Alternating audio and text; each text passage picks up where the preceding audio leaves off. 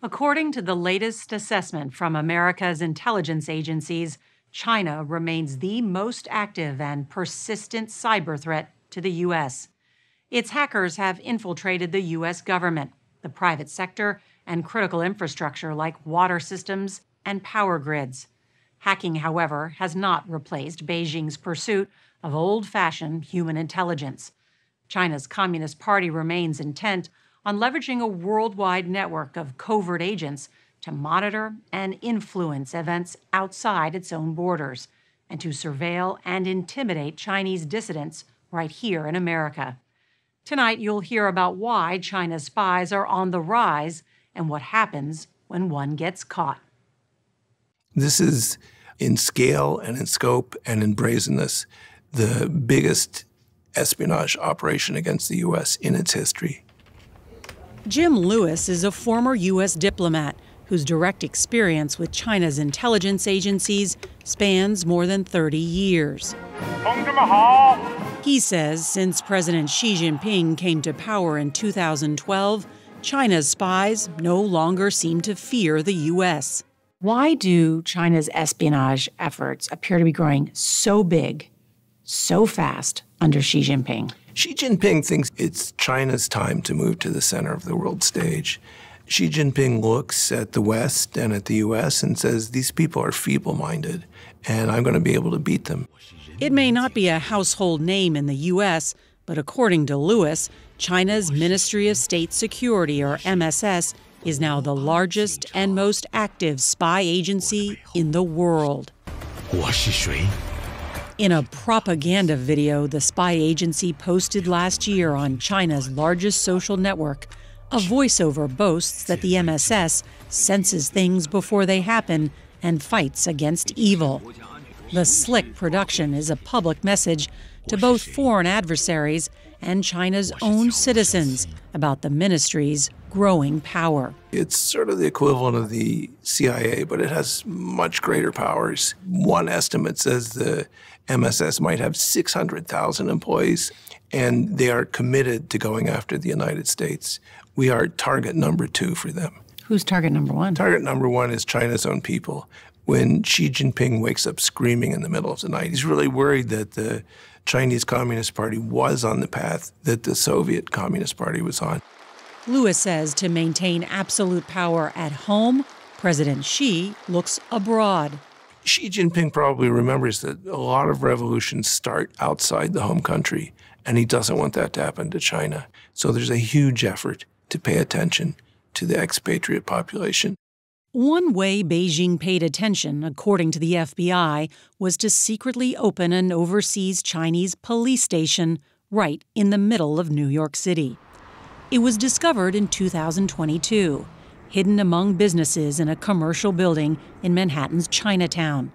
While Chinese expats could renew government documents there like driver's licenses, federal prosecutors said the main purpose of the outpost was to target and harass Chinese dissidents. They've done it in the Netherlands, they've done it in Canada, but the idea that you'd open a police station in another country, that's a signal disrespect of the sovereignty of that nation. After the station was shut down, 2 Chinese Americans who allegedly opened it were charged with conspiracy to act as unregistered foreign agents of China. In total, over the last 5 years, the Department of Justice has indicted more than 140 people for felonies related to harassment, hacking, and spying for China within the U.S.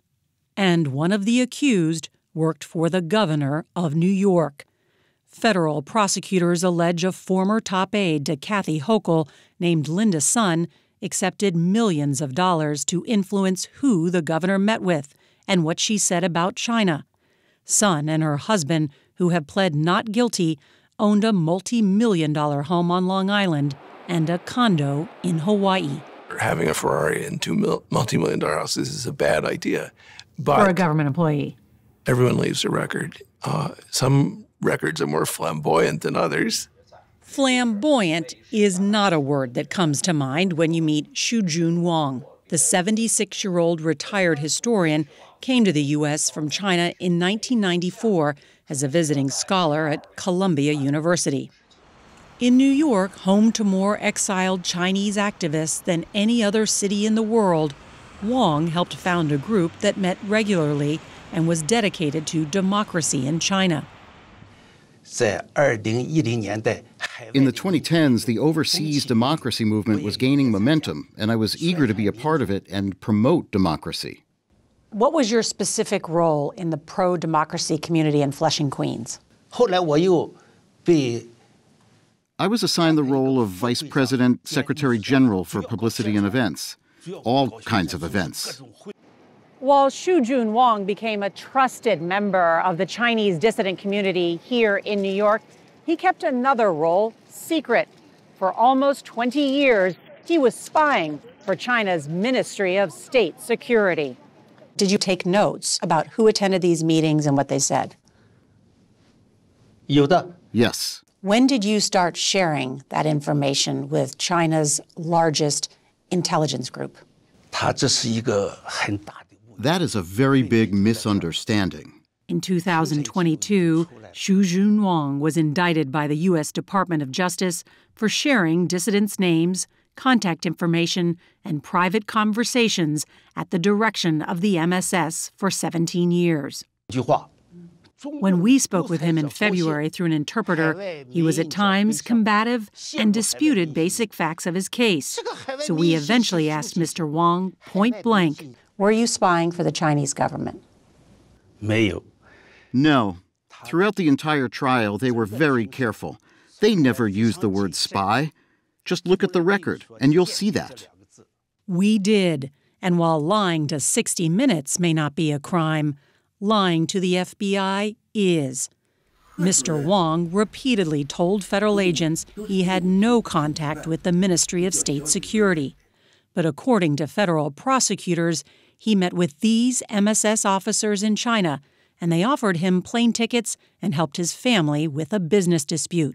In 2021, someone claiming to be from the MSS showed up at Mr. Wang's door to help delete communications from his computer that might incriminate him. Video from the encounter showed he welcomed the man's help. Unfortunately for Mr. Wang, the Chinese operative was actually an undercover FBI agent. Mr. Wang had pled not guilty. This past August, he was convicted of making false statements, illegally possessing democracy activists' identification, and acting as an unregistered foreign agent of China. Our position has always been that he never had the intent to be an agent of the Chinese government. Mr. Wang's lawyers, Zachary Margulis Onama and Kevin Tung, admit their client was in touch with Chinese intelligence, but they argue he didn't break the law and claim FBI agents went after him once they were unable to recruit him for the U.S. They were hoping he would roll over and identify handlers higher up the food chain, though he did not do so. And they felt a little vindictive and angry and frustrated about their inability to stop higher up actual espionage, and they turned him into this fall guy. But when you look at the reality, he didn't have any access to top secret information. All he passed over is the attendance sheet of the democracy movement. Those information are available in public.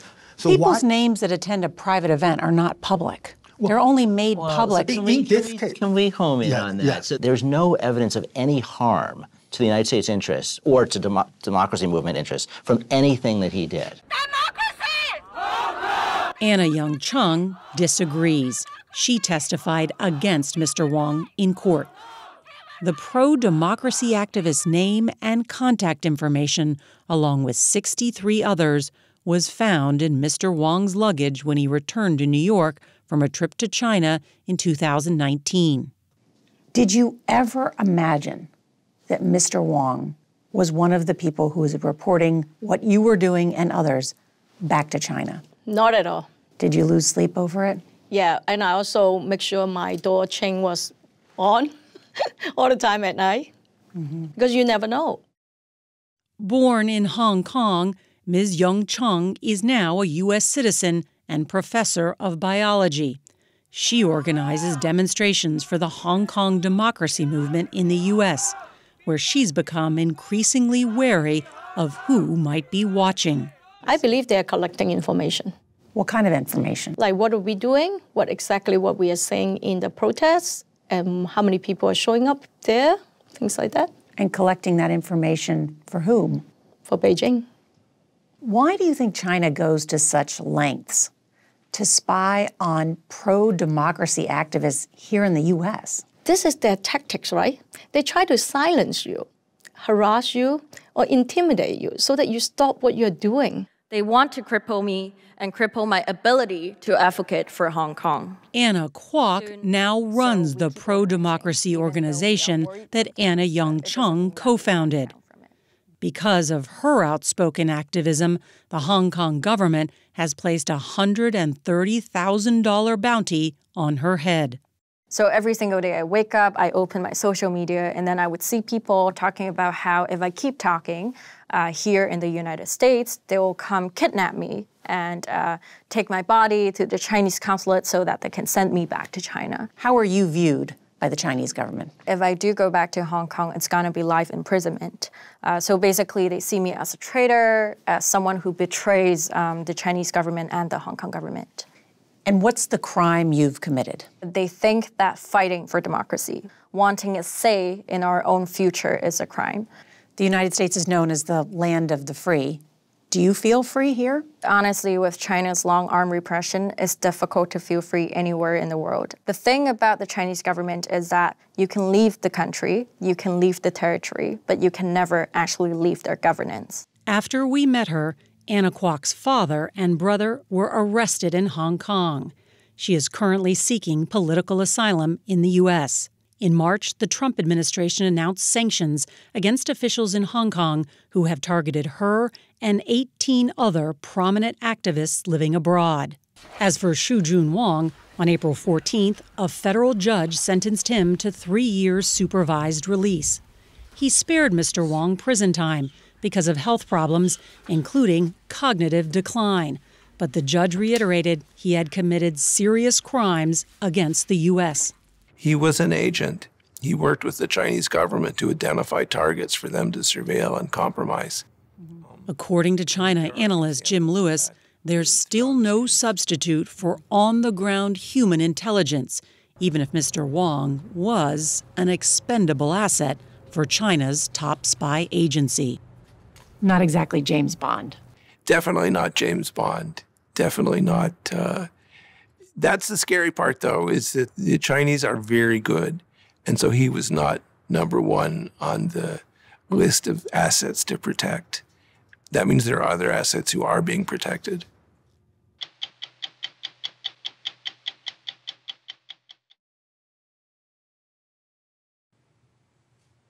In April of last year, a career American ambassador pleaded guilty to spying for the intelligence service of Cuba. Victor Manuel Rocha served his country in positions that required the highest levels of security clearance. For 40 years, he was a covert agent. Before Ambassador Rocha was exposed, there was another prolific Cuban spy named Ana Montes, a Pentagon official who was the lead analyst on Cuba policy. She spied for 17 years. But Cuban Spycraft isn't just a relic of the Cold War. It's a real and present danger to U.S. national security. It turns out, as we first reported in 2024, Cuba's main export isn't cigars or rum, it's American secrets, which they barter and sell to America's enemies around the world. It was 1999, and then First Lady Hillary Clinton danced with the president of Argentina at a state dinner. President Clinton also danced the tango across the White House ballroom. There in front, wearing glasses and the airs of an aristocrat, stood Victor Manuel Rocha. He was the #2 diplomat at the U.S. Embassy in Buenos Aires, with an impeccable reputation as a senior statesman on Latin America. He served on the National Security Council and became the ambassador to Bolivia, seen here alongside that country's president. All that time while having the highest top-secret security clearance with access to the most sensitive U.S. intelligence. Attorney General Merrick Garland announced Rocha's arrest. He was charged with spying for Cuba for his entire career. This action exposes one of the highest-reaching and longest-lasting infiltrations of the U.S. government by a foreign agent. In 2022, a man claiming to be a Cuban intelligence officer contacted Rocha and asked to meet. Rocha agreed. He had no idea the man was an undercover FBI agent. Over 3 meetings in Miami, the FBI recorded Rocha with a hidden camera. And according to the complaint, Rocha bragged that he got away with decades of spying by memorizing the secrets he stole. Rocha told the agent, "What we have done, it's enormous. More than a grand slam." He called the U.S., quote, the enemy. What do you think is the extent of damage that he did to national security? Manuel Rocha did enormous damage to American security. Brian Littell was the CIA's top Cuba analyst at the height of the Cold War. He says in the 1980s, Rocha cold-called and struck up a professional relationship. They remained friends for decades. You think he approached you to get information out of you ultimately? Yes. He never got any. Did you see any signs that he was leading a double life? None. None? None. What can you tell me about the tradecraft that Cuba uses?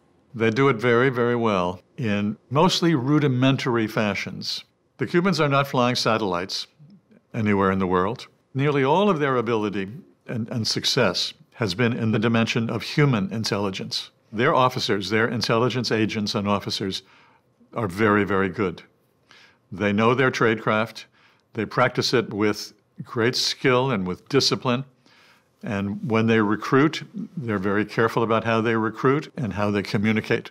And what does Cuba do with the information it gets from all of these spies? They have no scruples about sharing the information or perhaps marketing it, selling it to other countries. The Russians, maybe the Chinese.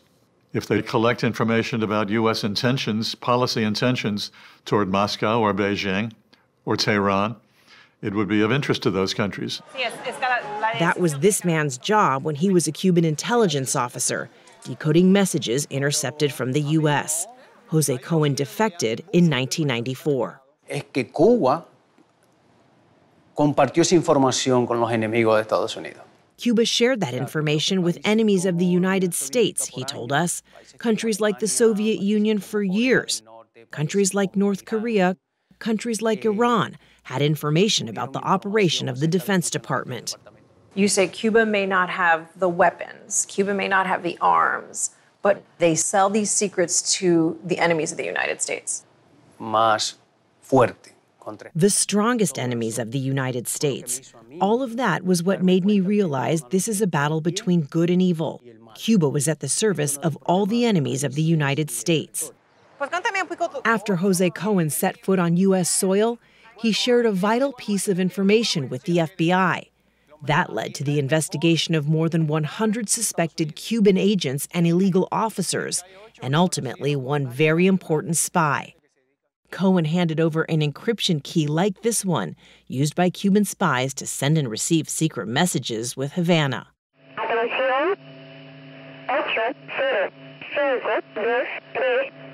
3 nights a week at 9 p.m. and then again at 10, a series of numbered codes was broadcast out of Havana.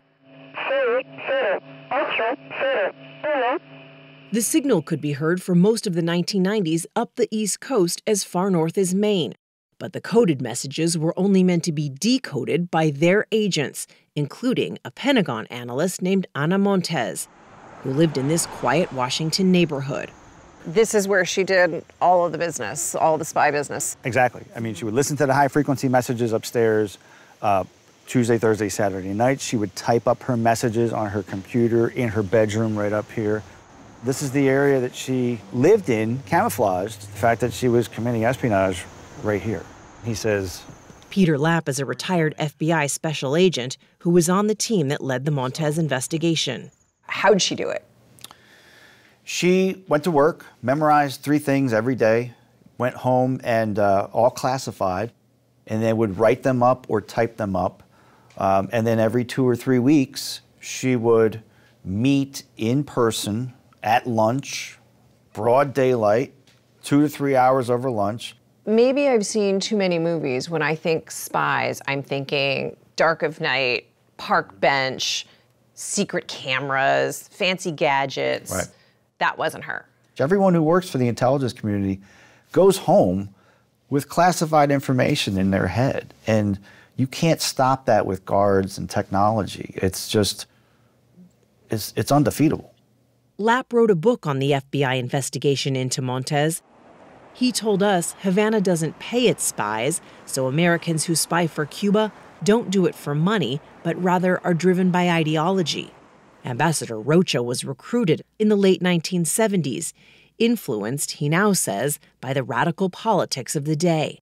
Montes was a student at the Johns Hopkins School of Advanced International Studies in the 1980s and was outspoken about her anger toward U.S. policy in Latin America when she was recruited by a Cuban intelligence officer. Montes's father was a U.S. Army doctor, and her siblings worked for the FBI. One of her first jobs out of graduate school was as an analyst at the Defense Intelligence Agency. So Ana Montes was already a full-fledged Cuban spy from the moment that she set foot inside the Defense Intelligence Agency. She walked in fully recruited, day one. Only went to DIA for the purpose of spying for the Cubans. And when you think about the other folks that have been arrested for espionage, most start loyal. They take the oath. They intend to abide by that oath, but then something happens and they flip. And Anna's unique in the sense that she walked in from day one and was an insider threat and only went for the purpose of spying for the Cubans. How does a Cuban spy walk through the doors of the DIA and get a job? She didn't have to take a polygraph? They did not have a polygraph program at the time. Over the course of her career, she became such an expert that she was known in the intelligence community as the Queen of Cuba. All the while, she was exposing national secrets to Havana. The FBI surveilled her for a year before her arrest as she walked to work and called her Cuban handler. By that time, she had revealed the existence of a top-secret satellite program used by the U.S. to spy on other countries.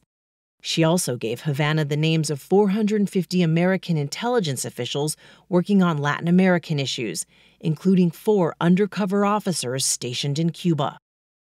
And she got away with it for 17 years, until she was arrested in 2001 at her office by FBI Special Agent Peter Lapp and his partner Stephen McCoy.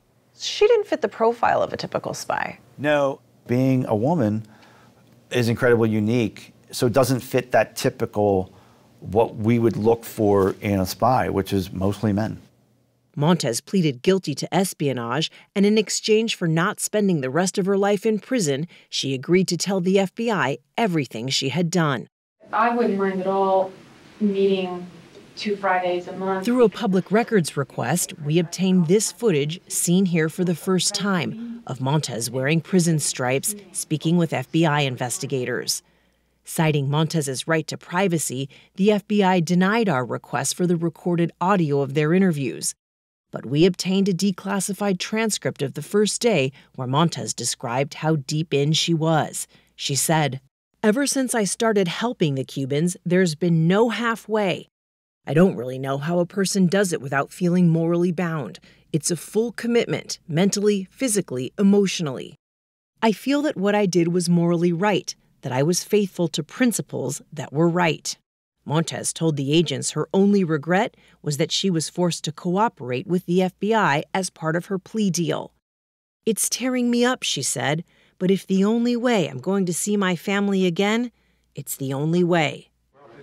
Agent Lapp sat across from Ana Montes in the interrogation room for 7 months. He said one of the most sobering moments was when she said how far she would have been willing to go for the Cubans in the week after 9/11. She said, if the Cubans asked me to provide them with intelligence about what we were doing in Afghanistan, I absolutely would have done that.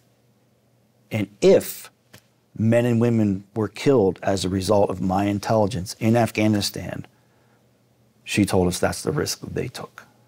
What was the extent of the damage that she did?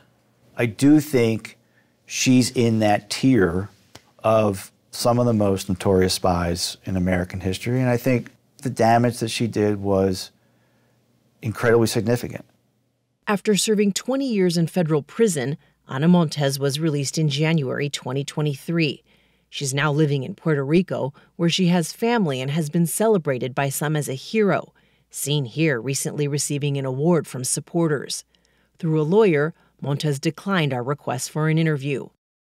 Former Ambassador Victor Manuel Rocha told a judge he was deeply sorry and pleaded guilty to acting as an agent of the Cuban government. At age 73, he was sentenced to 15 years in prison and is currently cooperating with investigators. Just how many state secrets he gave to Cuba, we may never know. Nearly all the details of his spycraft remain classified. Ana Montes has yet to publicly express any remorse. Do you think there are other Ana Monteses in the government right now? Oh, absolutely. Absolutely. That's chilling. There's no doubt that the Cubans and the Russians and others are still penetrating our government with individuals who are loyal to them and not to us.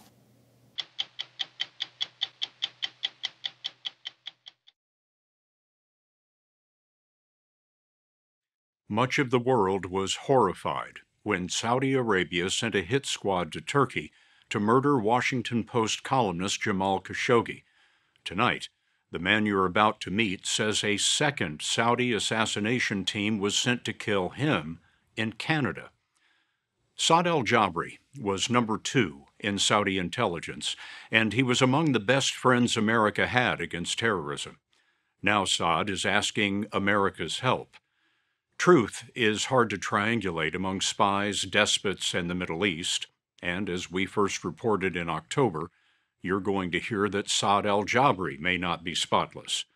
But as a spy master, Saad says he has one more favor for America, a warning about a prince with the power to trouble the world. I am here to sound the alarm about a psychopath killer in the Middle East with infinite resources who poses threat to his people, to the Americans, and to the planet. Saad Aljabri is talking about Mohammed bin Salman, who seized power behind the back of the man greeting President Obama. That's Mohammed bin Nayef, then heir to the throne. But in 2017, Nayef was arrested by Prince Mohammed bin Salman. A psychopath. A psychopath with no empathy, doesn't feel emotion, never learned from his experience, and we have witnessed atrocities and crimes committed by this killer. A source from U.S. intelligence told us Saad Aljabri would never show up for this interview. He'd lived too long in a silent profession. The fact that he did show up is a measure of his desperation. Saad is 63, married, 8 children. He started as a cop but rose to the top of Saudi intelligence and earned a Ph.D. in the science of artificial intelligence. He could be seen in the Oval Office with American ambassadors, the U.S. military command, and with Michael Morrell, former acting director of the CIA. I'm a big admirer. I found Dr. Saad to be extraordinarily bright. I found him to be incredibly loyal to his country. Would you say honorable? Honorable, yes, absolutely. But in 2017, Saad found himself on the wrong side of Prince Mohammed's coup. The deposed Prince Nayef was Saad's boss. Saad fled to Canada, where he remains and refuses to return. Now, Prince Mohammed is making Saad's family pay. The very day of the coup, 2 of his children were barred from leaving the kingdom. This is his daughter, Sarah. Happy birthday to you. And his son, Omar. Both plan to be in American colleges. They are now in Saudi prisons. Next, The family says Prince Mohammed targeted Saad's son-in-law. They claim the son-in-law was kidnapped in a third country and returned to the kingdom. The first night he was kidnapped, he received more than 100 lashes. He was tortured. He was beaten on his back, on his legs.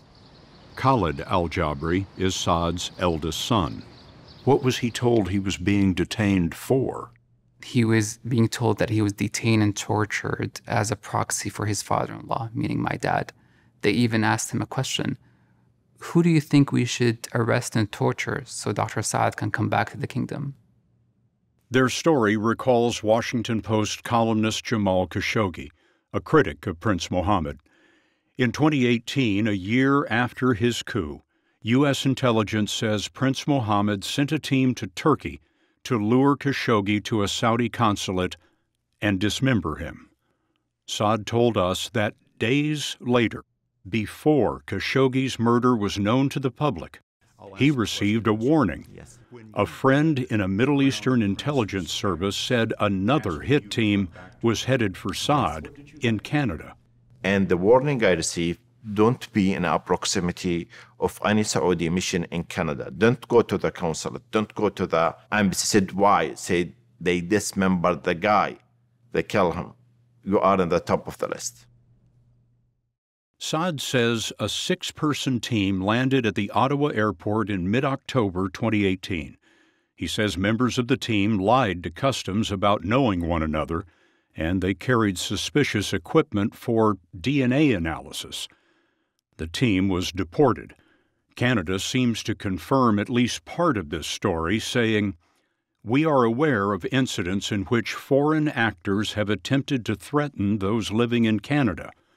It is completely unacceptable." Is that the way intelligence organizations work in this world? It's not a norm in this world.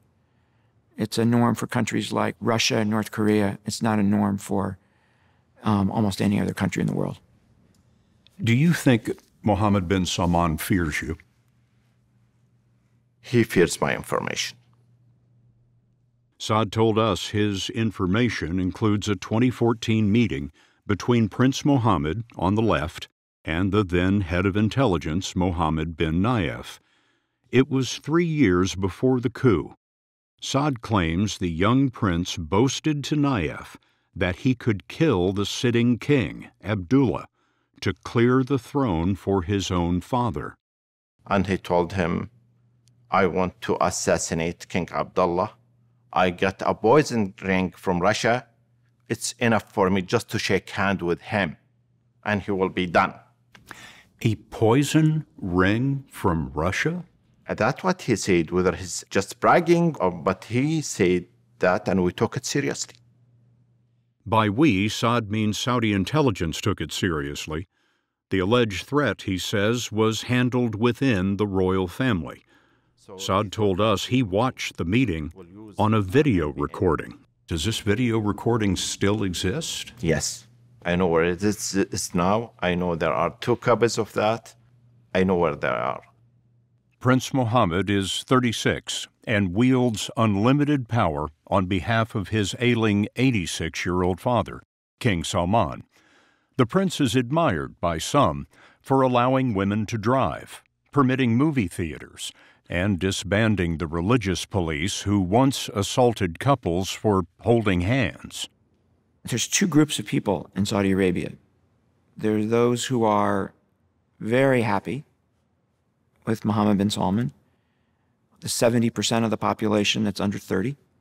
He is not popular with the old guard, with the royal family, because he changed the system. But much of that change has been reckless. His war in Yemen has killed thousands of civilians in what the UN says may be war crimes. He invited Lebanon's leader to visit Saudi Arabia, took him hostage, and forced him to resign. He detained hundreds of potential rivals until they signed over their wealth, jailed women calling for human rights, and murdered Jamal Khashoggi. I expect to be killed one day because this guy will not rest off until he sees me dead. But what does America owe Saad Aljabri? We asked former CIA acting director and CBS News consultant Michael Morrell, who worked closely with Saad from 2010 to 2013. Is it too much to say that Saad may have saved American lives? He absolutely, Dr. Saad absolutely saved American lives. He saved Saudi lives, many of them, and he saved American lives. Can you name any of those cases? The one I can talk about is the so-called printer cartridge plot. In 2010, Al-Qaeda hid bombs in 2 desktop printers. They were in the air as cargo headed to the U.S. on 2 planes, perhaps intended to explode over American cities. But thanks to intelligence relayed by Saad Aljabri, the bombs were intercepted during layovers. Are there any other examples of times that Saad had saved American lives? There are. What are they? I can't talk about them because they're still classified. Are there several? There are many. Many. While working in that classified world, Saad Aljabri became enormously wealthy. Prince Mohammed typically accuses potential rivals of corruption, and Saudi entities are suing Saad in the U.S. and Canada, claiming he stole as much as $500 million from the counterterrorism budget. Did you steal the money? No. If you didn't steal the money, how did you get so rich? You know, I have served a royal monarchy in a close proximity for 2 decades. 3 kings, 4 crown princes. They've been nice to me. They've been very generous. It's a tradition in Saudi Arabia royal family. They take care of people around them. I don't know if Dr. Saad was corrupt in any way. I wouldn't be surprised if he wasn't, because he's such an honorable man. But I also wouldn't be surprised if he was, because everybody, to some extent, had their hand in the kitty. And King Abdullah allowed it, permitted it. But in the Saudi lawsuit against Saad, the Canadian judge has said there is, quote, overwhelming evidence of fraud, and so she has frozen his assets as the case moves forward. The Saudi government declined an interview, but in a statement it said, Saad Aljabri is a discredited former government official with a long history of fabricating and creating distractions to hide the financial crimes he committed. He implies that stealing was acceptable at the time, but it wasn't acceptable nor legal then, and it isn't now. Saad says he's thinking only of his imprisoned children. I have to speak out. I am appealing to the American people and to the American administration to help me to release those children and to restore their life. Saad Aljabri told us he's recorded a death video that reveals more secrets of the royal family and some of the United States. He gave us a short, silent clip of the video, which he told us, quote, could be released if he is killed. It includes a message to Omar and Sarah, his imprisoned children. I told them, I'm sorry. I tried my best. Does the United States, as a country, owe anything to Saad? Do I feel some obligation to Dr. Saad? Yes. Does the United States of America? The people at CIA do. The people at CIA do. You know, whether the country does or not, I don't know. It's a little bit of a hard question. It's been hard for presidents to stand up to Mohammed bin Salman. Neither the Trump nor Biden administrations publicly sanctioned him after Khashoggi. Saudi oil isn't as important as it once was, but countering Iran is, which has led to a certain tolerance of a menacing prince.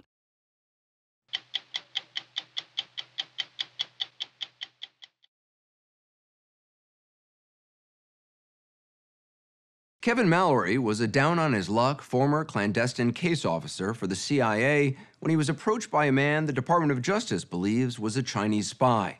Officials say Mallory was a prime target for recruitment. He was out of work, 3 months behind on his mortgage, and thousands of dollars in debt. But as we first reported in December, and as the Chinese would discover, Kevin Mallory wasn't exactly James Bond. The Department of Justice agreed to show us how they caught Mr. Mallory and why they believe his recruitment by China is part of a massive clandestine campaign to steal not just national security secrets from the U.S. government, but industrial and technological secrets from American companies. This is what espionage looks like. The man standing on the right in the yellow shirt is Kevin Mallory, who once held a top-secret security clearance while working for the CIA and the Defense Intelligence Agency. Footage from a surveillance camera at a Virginia FedEx store in April of 2017 caught him as he prepared to hand a clerk stacks of classified documents to be scanned onto an SD card, the kind that can be inserted into a mobile phone. So this is the rare moment, right, in an investigation and in an espionage case where we actually have video footage of the individual preparing the classified material for transmission to the Foreign Intelligence Service. We watched the tape with Ryan Gaynor, the FBI's supervisory special agent who investigated Mallory, and Jennifer Jelly, who prosecuted the case against him for the National Security Division of the Department of Justice. They say Kevin Mallory sent national security secrets to a Chinese spy on a covert communication device. So here you see him talking with the store clerk about the scanning job, and throughout this video you see little pops of little yellow pieces of paper that flash by when he's showing the document. That was important for us because the document that he successfully passed consisted of a typed up white piece of paper, that was the classified information, followed by 2 yellow sheets of paper with his handwriting on them. And here you can see. So those are the yellow sheets. You can see the yellow sheets going through that scanning process. Prosecutors say some of the information Mallory sent could have revealed the identity of a couple who had secretly spied on China for the U.S. It was a very personal betrayal. Mallory had supervised the couple years before. He was betraying people. This is people's lives at stake. Correct. These were documents that specifically talked about human beings whose lives could be in danger. If they had traveled to China, they could have been arrested. At the time he gave the information to the Chinese intelligence officer, he knew they were planning on traveling to China. John Demers is the top official in charge of the Department of Justice's National Security Division, which helps guard the U.S. against terrorism, cyber attacks, and espionage. He's responsible for coordinating activities across law enforcement and U.S. intelligence agencies. He says Kevin Mallory's recruitment is just one of many efforts by the Chinese Ministry of State Security, or MSS, to spy on the United States. What is MSS? So MSS is the principal intelligence agency of the Chinese government. And in rough terms, it is like the CIA and FBI put together. Their capabilities are world-class. They have cyber capabilities. They have expertise in turning people into cooperators, and they have all of the tools and expertise of a very capable intelligence organization. John Demers says Kevin Mallory hadn't worked for any U.S. intelligence agency in 5 years, but he was still of interest to China. He spoke Mandarin, was desperate for money, and had classified information he might be willing to sell. You're looking for people who will be willing to work with you for one reason or another. You start very slowly. You start to see what information they're willing to share with you, originally innocuous information, then something maybe slightly more sensitive, and so forth. And that relationship develops over time. It's a patient process. It's a grooming of an intelligence asset. It's a grooming, and it's a constant testing to see what the person is willing to do. The Chinese didn't reach out to Kevin Mallory in a dark alley like in a movie. They made contact with him like any job recruiter would. They sent him a message on the career networking site LinkedIn. What could the Chinese tell from reading his LinkedIn page? When you look at this LinkedIn page, it's very clear immediately that he worked in national security, that he had the type of background that the Chinese intelligence services are most interested in. He's good at national security, military, international relations, counterterrorism, security clearance, dispute resolution. This is a signpost to I was a former intelligence official. And it led to what you would expect. Mallory ended up in contact with this man, who called himself Michael Yang, and claimed to be an employee at a Chinese think tank. So he's a Chinese intelligence officer? We believe him to be a Chinese intelligence officer, and more importantly, Mr. Mallory, when meeting with him, believed him to be an intelligence officer.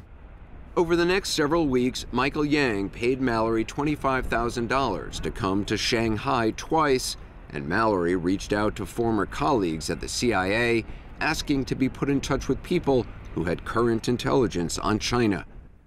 Prosecutors say his former colleagues grew suspicious and reported him to CIA security, putting him on the radar of law enforcement.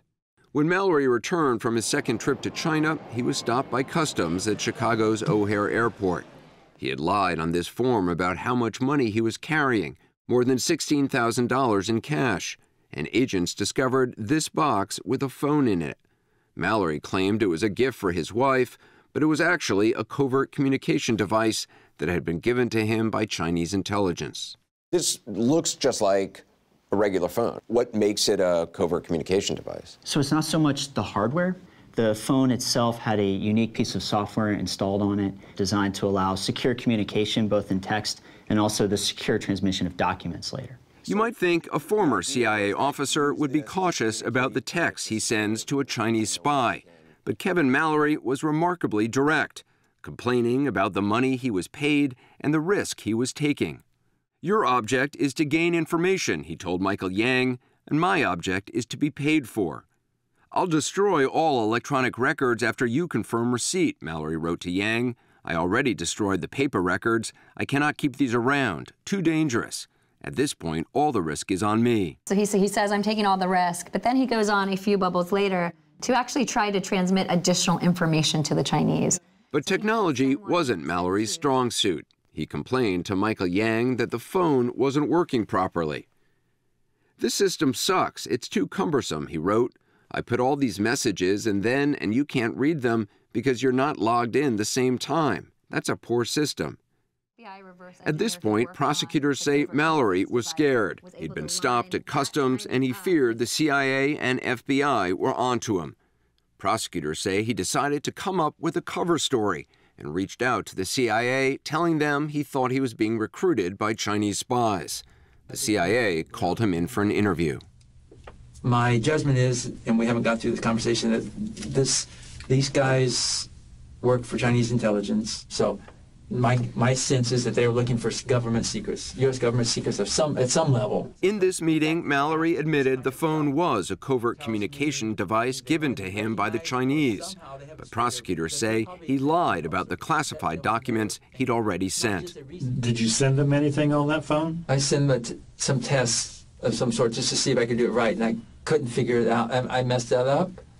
He's trying to control the narrative. So what you have here likely is an attempt to steer the story, to explain away some of the more alerting pieces while not admitting to the criminal activity of providing the classified information to the Foreign Intelligence Service. We now know that at this point in time, Kevin Mallory has successfully sent the classified table of contents, the classified white paper, and tried to send several other documents unsuccessfully. Mallory offered to bring in the phone to be examined by the CIA, confident that all his messages to Michael Yang had automatically been deleted.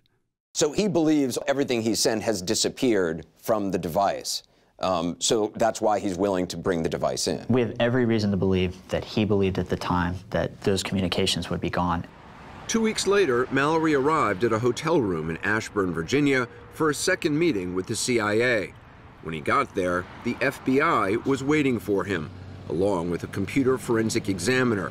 He agreed to show them how the phone worked. When he goes to demonstrate it, up on the screen where he expects to have his whole chat history basically deleted, up on the screen comes some of the chat history. The FBI recorded the meeting. I'm surprised they kept this much. So you made a comment that you're surprised that there was this much there. Right, because in the past, maybe it's a screen size, because some of it's just disappeared. One of the most incriminating messages that appeared on the phone was Mallory planning another trip to China.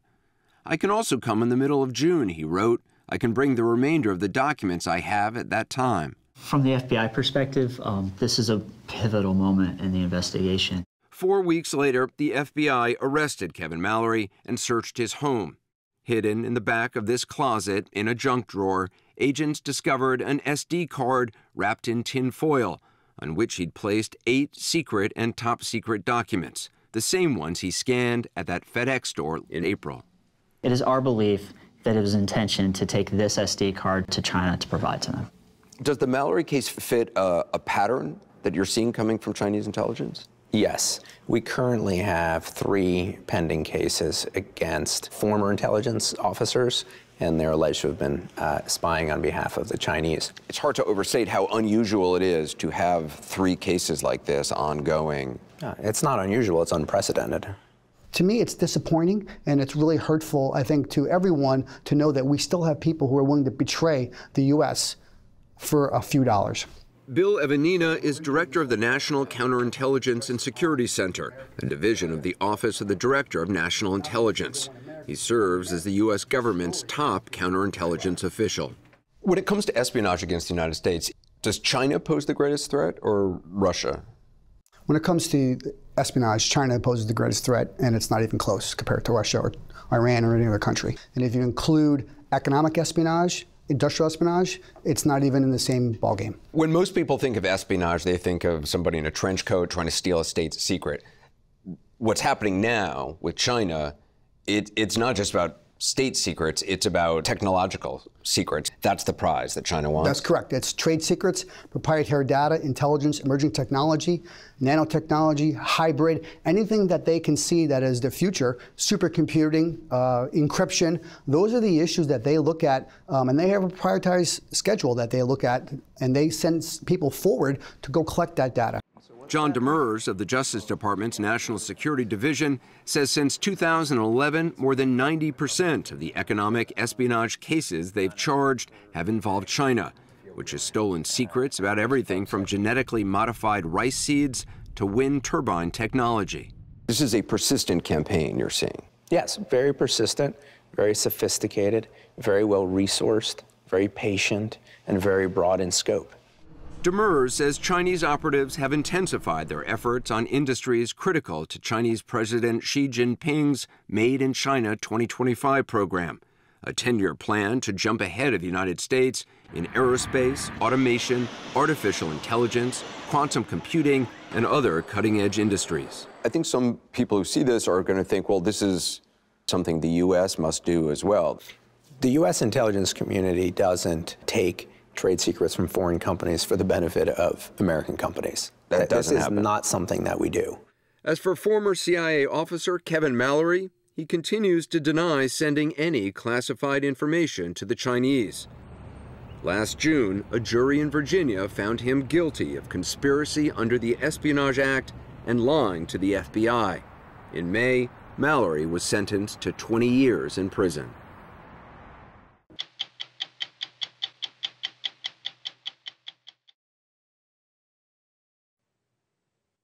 Last month, the head of NORAD and NORTHCOM, the military commands that defend North America, told Congress some of those mysterious drones seen flying inside the United States may indeed have been spying. He did not say for whom. 60 Minutes has been looking into a series of eerily similar incidents going back years, including those attention-getting flyovers in New Jersey recently. In each, drones first appeared over restricted military or civilian sites, coming and going, often literally under the radar. The wake-up call came just over a year ago, when drones invaded the skies above Langley Air Force Base in Virginia over 17 nights, forcing the relocation of our most advanced fighter jets. Our story starts with an eyewitness and an iPhone. Close around 7 o'clock, I would say, I started seeing these reddish-orange flashing lights that were starting to come in from the Virginia Beach area. It began slowly, like one at a time. Jonathan Butner's close encounter with drones came on December 14th, 2023. He was at his family's cabin on the James River in Virginia, about 100 miles south of Washington, D.C., with a commanding view of several military installations across the water. They started really coming in like almost like on a conveyor belt. How many in total? Well, I probably saw upwards of 40 Plus, when I first saw that, I was like, those are going directly over Langley Air Force Base. Langley is one of the most critical air bases on the East Coast, home to dozens of F-22 Raptors, the most advanced stealth fighter jets ever built. Butner says from his perch, he has seen it all. I'm very familiar with all the different types of military craft. We have Black Hawks, we have the F-22s, and these were like nothing I've ever seen. Butner took these iPhone videos of the objects coming and going for nearly an hour and a half. These are the only public videos of the drones over Langley. Here's another one. From each other, yes. He shared this video with the FBI for its investigation. And another. Yes. The reports were coming in 20 to 30 sightings, same time every evening, 30 to 45 minutes after sunset. Retired four-star General Mark Kelly was the highest-ranking officer at Langley to witness the swarm. A veteran fighter pilot, Kelly went up to the roof of a squadron headquarters for an unobstructed view of the airborne invaders. So what'd you see? Well, what you saw was different sizes of incursions of aircraft. You saw different altitudes, different airspeeds. Some were rather loud, some weren't near as loud. What was the smallest one? What was the largest one? The smallest, you're talking about a commercial size quadcopter. And then the largest ones are probably size what I would call a bass boat or a small car. The size of a small car. Mm-hmm. At the time, General Glenn Van Herk was Joint Commander of NORAD and NORTHCOM, the military commands that protect North American airspace. He has since retired. I actually provided support in the form of fighters, airborne warning and control platforms, helicopters, to try to further categorize what those drones were at the time. 10 months earlier, he ordered an F-22 from Langley to shoot down that Chinese spy balloon over the Atlantic after it had sailed across the U.S. But this time, he found himself ill-equipped to respond. NORAD's radar systems, designed during the Cold War to detect high-altitude air, space, or missile attacks, were unable to detect low-flying drones that could be seen with the naked eye. Why don't we just shoot them down? Well, first, you have to have the capability to detect, track, identify, make sure it's not a civilian airplane flying around. If you can do that, Bill, then it becomes a safety issue for the American public. Firing missiles in our homeland is not taken lightly. We're not able to track them? We're not able to see where they originate?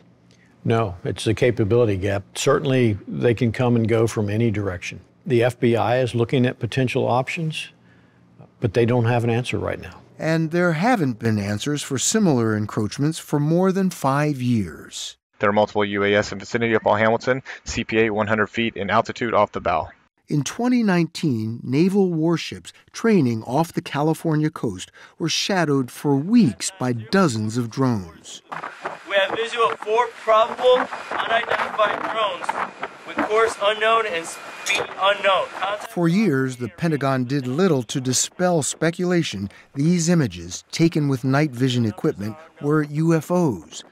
But ships' logs show they were identified as drones at the time. And the Navy suspected they came from this Hong Kong-flagged freighter sailing nearby, but couldn't prove it. Since then, the defense news site, The War Zone, has documented dozens of drone intrusions at sensitive infrastructure and military installations. In 2019, the Palo Verde nuclear plant in Arizona, the largest power producer in the country.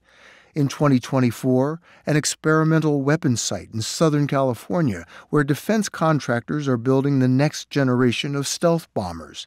Last December, the Army confirmed 11 drone sightings over the Picatinny Arsenal in northern New Jersey where advanced weapons are designed and built. What is that? Which ignited a public frenzy with sightings of unidentified flying objects all over the region. New Jersey remains the epicenter of the drone mystery. While much of the country was fixated on New Jersey, another swarm of drones was disrupting operations at an airbase in the UK, where U.S. nuclear weapons have been stored. Clearly, There is a military intelligence aspect of this. Republican Senator Roger Whitaker of Mississippi is chairman of the Armed Services Committee that oversees the Pentagon. We talked to him this past December. Do you believe that these drones are a spying system, a spying platform? What would a logical person conclude? That these are spying incursions. And yet, I can tell you, I am privy to classified briefings at the highest level. I think the Pentagon and the National Security Advisors are still mystified. Still mystified? Yes. More alarming, with drones overhead, some of the F-22s stationed at Langley were moved to a nearby airbase for their own protection. There's a new wartime reality. Drones that can spy can also destroy. Deep inside Russia, advanced aircraft have been destroyed by Ukrainian drones. General Van Herk told us drones could do the same thing here. I have seen video of drones in various sizes flying over the F-22 flight line at Langley. What's your reaction to that? They could drop ordnance on them, drop bombs on them. They could crash into them to disable them. Was that a concern? Absolutely, it's a concern. Small UAS or drones can do a myriad of missions. President Biden was informed of the Langley intrusions, and meetings were held at the White House to figure out how to bring the drones down. But after 17 nights, the drone visitation stopped. A senior official in the Biden White House later downplayed the incident to 60 Minutes, saying it was likely the work of hobbyists. From what you saw, did you rule out that these might be hobbyists sending these drones up? No, it would be my assessment they weren't hobbyists because of the magnitude of the events, the sizes of some of the drones, and the duration. So what's going on? Well, I wish I had the answer. It certainly could have a foreign nexus, a threat nexus. They could be doing anything from surveilling critical infrastructure, just to the point of embarrassing us from the fact that they can do this on a day-to-day basis, and then we're not able to do anything about it. In overseas war zones, the U.S. military has broad authority to bring down menacing drones with gunfire, missiles, and electronic jamming. Here at home, any of those actions would pose a threat to civilians on the ground and in the air. Well, we certainly need new systems to counter this threat. A year ago, General Gregory Guillot, a combat veteran, took control of NORAD and NORTHCOM. He ordered a 90-day assessment of operations and says the drones, or UAVs, at Langley became the centerpiece. We're the most powerful military on the face of the earth, and yet drones could fly over a major Air Force base, and we couldn't stop them? How is that possible? Well, I think the threat got ahead of our ability to detect and track the threat. I think all eyes were rightfully overseas, where UAVs were being used on one-way attack to attack U.S. and coalition service members. And the threat in the U.S. probably caught us by surprise a little bit. As it stands today, could you detect a swarm of drones flying over or flying into the airspace at Langley? Could you detect that today? At low altitude, probably not with your standard FAA or surveillance radars. Complicating his efforts? Bureaucracy. When the drones flew outside the perimeter of Langley Air Force Base, other agencies had jurisdiction: the Coast Guard, FAA, FBI, and local police. There was no one agency in charge. So what did you determine went on at Langley? Well, that investigation is still ongoing, so I don't think we know entirely what happened. You know, when we hear things from the White House that it's not deemed a threat, it seems to me that this is alarming. I mean, this is kind of hair on fire time. It is alarming, and I would say that our hair is on fire here in NORTHCOM in a controlled way, and we're moving out extremely quickly. This past November, General Guillot was given the authority to cut through the red tape and coordinate counter-drone efforts across multiple government agencies. He says new, more sensitive radar systems are being installed at strategic bases, and NORTHCOM is developing what it calls flyaway kits with the latest anti-drone technology to be delivered to bases besieged by drones. My goal is inside of a year that we would have the flyaway kit capability to augment the services and the installations if they're necessary. So within a year, were Langley to happen again, there'd be some ability to respond. That's my goal.